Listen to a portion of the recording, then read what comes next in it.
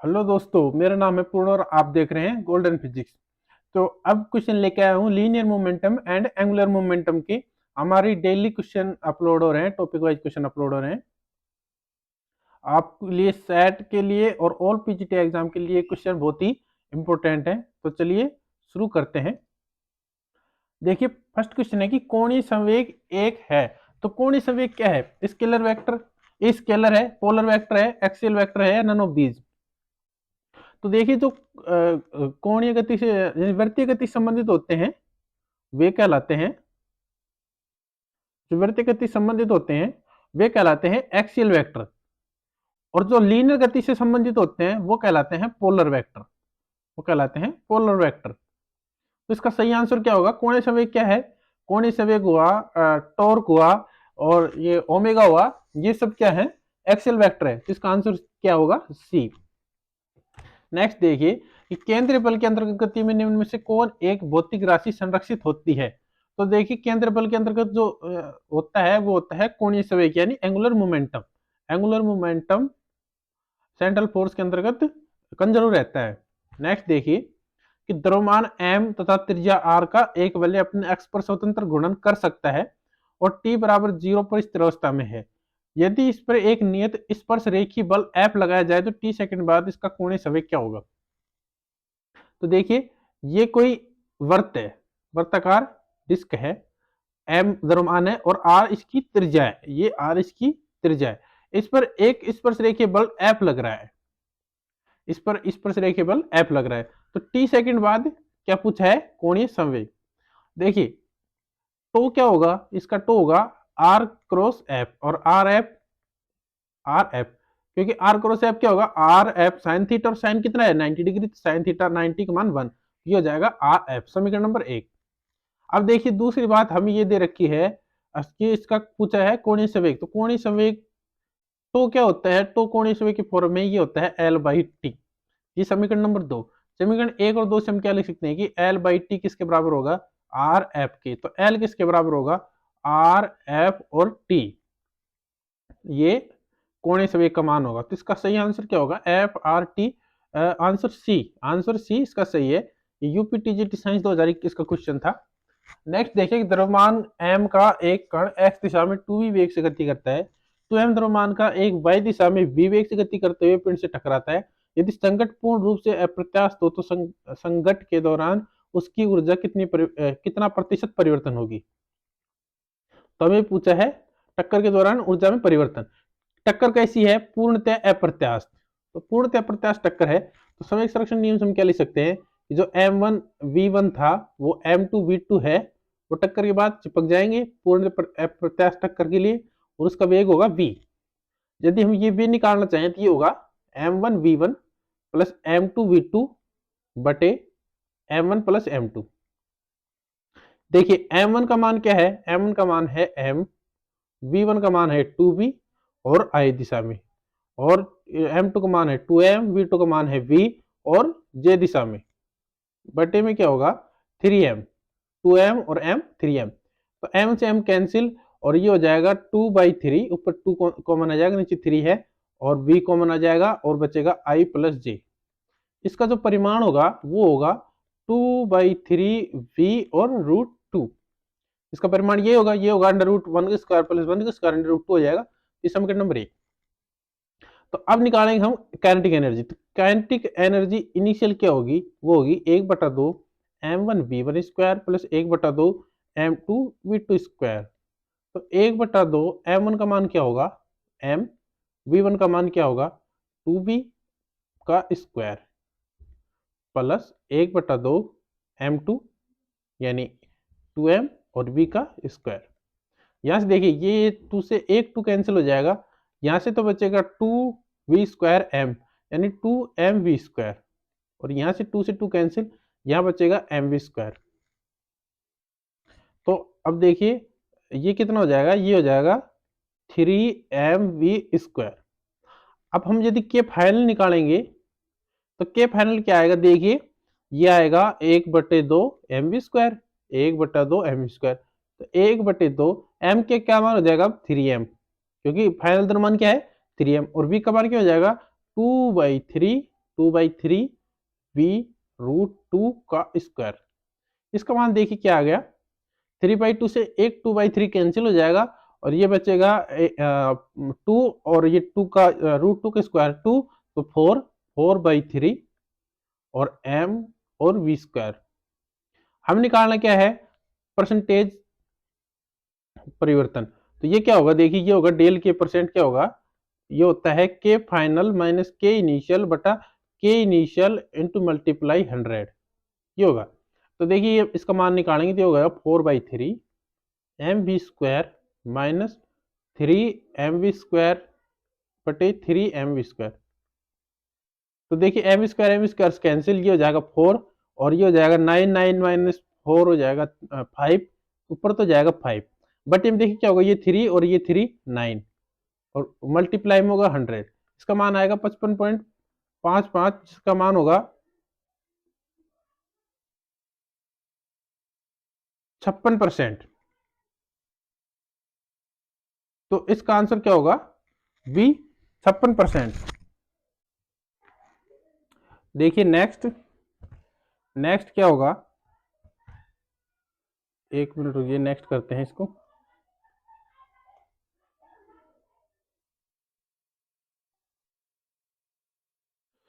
एक minute, next हो जाएगा ये। देखिए नेक्स्ट क्या है, यदि 10 किलोग्राम द्रव्यमान की एक वस्तु भूमध्य रेखा पर घटकर शून्य हो जाए तब पृथ्वी का कोणीय वेग होगा। तो देखिए एम जी डैश होता है, किसी भी पृथ्वी पे कोई सी भी जगह होता है, एम जी डैश होता है M G minus M omega square R cos square lambda. तो देखिए भूमध्य रेखा की जब हम बात करेंगे तो लैम्डा होगा 0 और हमें दिया है कि भूमध्य रेखा पर इसका द्रव्यमान कितना हो गया 0, ये हो जाएगा 0, ये हो जाएगा एम जी और ये हो जाएगा एम ओमेगा स्क्वायर आर और कोस स्क्वायर लैम्डा क्या हो जाएगा 1, क्योंकि कोस स्क्वायर 0 तो 1 हो जाएगा। तो यहां से क्या आएगा, ओमेगा स्क्वायर का मान ये आएगा अंडर रूट, सॉरी एक मिनट, ओमेगा स्क्वायर का मान होगा g/r और देखेंगे कि ओमेगा का मान क्या होगा, ओमेगा होगा अंडर रूट g/r। जी का मान होगा 10, आर का मान क्या है 6400 किलोमीटर दे रखा है, तो 6400 इंटू 10⁻3, ये कितना हो जाएगा, एक जीरो से ये कैंसिल, ये 2 हो जाएगा और ये हो जाएगा 1/8 इंटू 100, तो ये हो जाएगा 1/800 रेडियन पर सेकेंड। तो इसका आंसर होगा डी, इसका सही आंसर क्या है, डी। डी नेक्स्ट देखिए, निरपेक्ष तापमान T पर किसी गैस के अणुओं की माध्य वर्ग चाल समानुपाती होती है। तो देखिए किसी भी टी तापमान पर जो अणुओं के वर्ग माध्य मूल VRMS वैल्यू होती है वो कितनी होती है, अंडर रूट 3kT/m। तो जब हम इसका स्क्वायर करेंगे तो ये आएगा v स्क्वायर बराबर 3kT/m। तो हमें पूछा है वर्ग, माध्य का वर्ग, तो यानी वी स्क्वायर किस समानुपाती आएगा, टी के। इसका आंसर क्या होगा, बी होगा, ये रूट टी नहीं होगा, इसका आंसर होगा बी टी, क्योंकि हमें पूछा है वर्ग के ना कि VRMS के। नेक्स्ट देखिए कि एक महिला जिसका पृथ्वी की सतह पर द्रव्यमान 60 किलोग्राम है, वह पृथ्वी की त्रिज्या की दुगनी त्रिज्या की ऊंचाई पर अंतरिक्ष यान में सवार है, तो उसका द्रव्यमान वहां है। तो देखिए हमें दे रखा है कि यह कोई पृथ्वी है और इसकी त्रिज्या है r, तो अब कहाँ है अंतरिक्ष यात्री, वो है 2r पे, सेंटर से क्या है 2r पे, यहाँ पे है अंतरिक्ष यात्री किसी यान में। तो इसका द्रव्यमान पूछा है, आप कई इस प्रकार करते हैं कि यहाँ पे इसका जी डैश का मान निकालेंगे और फिर एम जी डैश गुणा करके ये मान निकालेंगे, ये गलत है। हमें दिया गया है इसका द्रव्यमान, तो जो भी द्रव्यमान होता है वो पृथ्वी पे या अन्य जगह पे या अन्य ग्रह पे द्रव्यमान नहीं बदलता है, द्रव्यमान नो चेंज। चेंज क्या होता है, चेंज होता है भार, जो भार होता है व्यक्ति का वो बदलता है, वो होता है एम जी। तो जी बदलेगा तो भार बदल जाएगा, एम नहीं बदलता है, तो एम द्रव्यमान समान रहेगा। तो इसका मतलब है अंतरिक्ष यान में सवार यात्री का वजन कितना होगा, डी से 60 kg। यूपी टीजीटी फिजिक्स का 2016 का क्वेश्चन है ये। नेक्स्ट देखिए कि रेखीय संवेग पी तथा अपने मूल बिंदु से आर दूरी पर स्थित एक कण का कोणीय संवेग क्या है। कोणीय संवेग होता है जे या फिर हम लिख सकते हैं एल, ये होता है आर क्रॉस पी। इसका आंसर क्या होगा, इसका आंसर होगा ए। नेक्स्ट देखिए कि एक कण का त्वरण रैखिक रूप से समय t के अनुदिश vt के रूप में बढ़ता है। यह कण अपने मूल बिंदु से प्रारंभिक वेग v0 से चलता है, तो कण द्वारा t समय में तय की गई दूरी होगी। तो देखिए हमें दे रखा है त्वरण, वो दे रखा है vt। त्वरण क्या होता है dv बाई dt, ये होता है vt, ये होगा dv बराबर vt dt। इसका समाकलन करेंगे हम, तो दोनों साइड हम लगाएंगे समाकलन। समाकलन कहाँ से, देखो प्रारंभिक वेग क्या है v नोट, v नोट पे टाइम क्या था 0, कहाँ तक पहुंच गया वेग v, किस समय पर t पर, तो इसका समाकलन करेंगे तो ये आएगा v, और v का लिमिट लगाएंगे तो v माइनस v नोट बराबर आएगा vt स्क्वायर बाई 2। अब देखिए हमें v निकालना है, तो v आएगा v नोट प्लस v की स्क्वायर बाई 2। हमें क्या निकालना है, तय की गई दूरी, तो दूरी निकालेंगे तो वेग क्या आएगा ds बटा dt, s क्या है दूरी, और ये हो जाएगा v naught plus B T square by 2। इसका हम करेंगे समाकलन, तो समाकलन होगा s, और इस t को इस साइड गुणा करेंगे तो v naught t, v note dt, v note dt, और यहाँ dt और ये t कैंसिल हो जाएगा, दोनों साइड करेंगे समाकलन, ds का तो s और v नोट dt का तो जाएगा v नोट t प्लस इसका होगा b बाई 2, और t स्क्वायर क्या हो जाएगा t क्यूब बाई 3। तो इसका मान होगा s बराबर v naught t plus B T cube by 6। ये होगा इसका मान दूरी का। तो इसका आंसर क्या होगा, इसका आंसर होगा ए। तो ए आंसर है वो बिल्कुल सही है, टीजीटी 2005 का क्वेश्चन है ये। नेक्स्ट देखिए कि एक कण एक्स वाई तल में एक बल एफ के प्रभाव में इस प्रकार गति करता है कि किसी समय टी पर इसका रेखीय संवेग पी का मान दिया है, और इस समय टी पर एफ और पी के मध्य कोण थीटा का मान पूछा है। देखिए हमें पी दिया है, हमें दिया है पी, क्या लिख रहा हूं पी, पी वेक्टर क्या है, ये है 2 cos t आई कैप एक्स का घटक है, और 2 sin t जे कैप। उसके बाद हम निकालेंगे बल, क्योंकि बल और समय के मध्य कोण पूछा है, तो p बराबर होगा dp vector upon dt।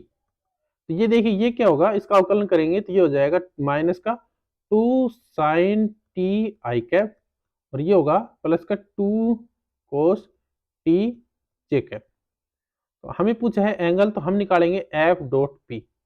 F dot P क्या होगा, ये होगा minus 2 sine T I cap plus 2 cos T J cap multiply by 2 cos T I cap plus 2 sine T J cap.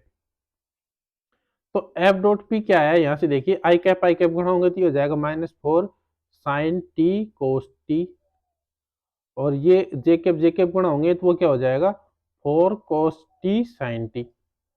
तो इसका मान एफ डॉट पी का मान क्या आ गया 0। तो इसका मतलब क्या हुआ, एफ डॉट पी 0 का मतलब क्या होता है कि एफ परपेंडिकुलर किसके है पी के, एफ किसके परपेंडिकुलर है पी के। इसका मान थीटा का मान कितना आ जाएगा 90 डिग्री। तो एफ और पी के मध्य क्या कोण है 90 डिग्री। तो इसका आंसर क्या होगा, इसका आंसर होगा 90 डिग्री ए। ये टीजीटी 2010 का क्वेश्चन है। नेक्स्ट देखिए कि एटन आगुण प्रति इकाई कोणीय एटन होता है। तो देखिए इसका मान होता है टी का मान होता है, टेंशन का मान होता है सी थीटा, और सी का मान होता है पाई नीटा आर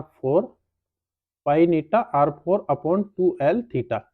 हमें पूछा है इकाई कोणीय एटन, इकाई कोणीय एटन का मतलब टी बाई थीटा का मान क्या हो जाएगा पाई नीटा आर फोर अपॉन 2l। तो इसका सही आंसर क्या है सी। ये टीजीटी 2010 का क्वेश्चन है। नेक्स्ट देखिए कि 25 सेंटीमीटर त्रिज्या के वृत्त में एक कण 2 परिक्रमण प्रति सेकंड की गति से चलता है, कण का त्वरण मीटर पर सेकंड में होगा। तो देखिए टीजीटी 2010 का क्वेश्चन है ये। हमें दिया है एफ का मान, वो है 2 रेवोल्यूशन पर सेकंड, यानी 2 चक्कर लगा रहा है 1 सेकंड में, और हमें क्या दिया है त्रिज्या आर का मान, आर है 25 सेंटीमीटर। देखिए त्वरण क्या होता है, त्वरण होता है ओमेगा स्क्वायर आर। तो ओमेगा क्या होता है 2 पाई न्यू या एफ का स्क्वायर आर। इसका मान रखेंगे हम 2 पाई, एफ का क्या मान है 2, इसका स्क्वायर, और आर का मान क्या है 25 सेंटीमीटर है, इसको हम बदलेंगे मीटर में। अब देखिए इसका मान होगा 4 पाई स्क्वायर मल्टीप्लाई 4 और 25 एकम 25, 25 चौक 100, 4 से 4 कैंसिल, ये आ जाएगा 4 pi square. 4 pi square answer क्या होगा? डी। इसका आंसर डी है। टीजीटी 2010 का क्वेश्चन है ये। नेक्स्ट देखिए, किसी वस्तु पर कार्य करने वाला बल बराबर है। तो वस्तु पे कार्य करने वाला बल क्या होता है? न्यूटन के सेकंड नियम्स क्या, न्यूटन के सेकंड नियम्स क्या कह सकते हैं कि F बराबर क्या होता है? DP upon dt। यानी बल क्या होता है? संवेग में परिवर्तन की दर बल कहलाता है। अब देखिए ऑप्शन, मोमेंटम संवेग के नहीं, संवेग के बराबर नहीं होता। संवेग परिवर्तन के बराबर नहीं होता। संवेग परिवर्तन के बराबर आवेग होता है, बल नहीं होता। तीसरा है संवेग परिवर्तन की दर के, तो संवेग परिवर्तन की दर के बराबर होता है। तो इसका सही आंसर क्या है? सी। टीजीटी 2013 क्वेश्चन है। नेक्स्ट देखिए कि एक गतिशील वस्तु का कोणीय संवेग हमेशा नियत रहेगा यदि परिणामी बाह्य बल लगा हो, परिणामी दाब लगा हो, परिणामी बाह्य आघूर्ण लगा हो या परिणामी बाह्य आघूर्ण न लगा हो। तो कोणीय संवेग देखिए कब निश्चित होता है? कोणीय संवेग तो बराबर होता है D L upon D T. जब इसको जीरो करेंगे तो ये क्या हो जाएगा? एल हो जाएगा कांस्टेंट। तो एल कांस्टेंट कब होता है? जब टो जीरो हो, यानी बाह्य आघूर्ण क्या हो? नहीं लगा हो या जीरो हो। तो इसका आंसर क्या होगा? डी। TGT 2011 question. नेक्स्ट देखिए, द करेक्ट रिलेशन इज सही संबंध। देखिए इतने सरल क्वेश्चन भी आते हैं टीजीटी, देखो टीजीटी 2011 का क्वेश्चन है ये है। इसका रिलेशन क्या होता है? एल बराबर आर क्रॉस पी। ये तो सबको पता है, एल बराबर आर क्रॉस पी। ये वैसे भी क्वेश्चन में बहुत देर से हम ये बताते आ रहे हैं आपको। तो इसका आंसर होगा ए। नेक्स्ट देखिए कि किसी कण का रेखीय संवेग निम्न संबंध द्वारा p बराबर a plus B T square द्वारा दिया जाता है। जब t समय है और b कांस्टेंट है तो कण पर लगने वाले बल में बदलाव अनुक्रमानुपाती होगा। तो किसके प्रोपोर्शनल होगा? बल पूछा है। तो देखिए हमें दिया है संवेग, तो p क्या है? संवेग a plus B T square. तो dp/dt क्या होगा? बल होगा। और इसका मान क्या आएगा? ये 0, ये b और t स्क्वायर का समाकलन 2t। तो f क्या आ जाएगा? 2bt। तो f किसके समानुपाती आया है?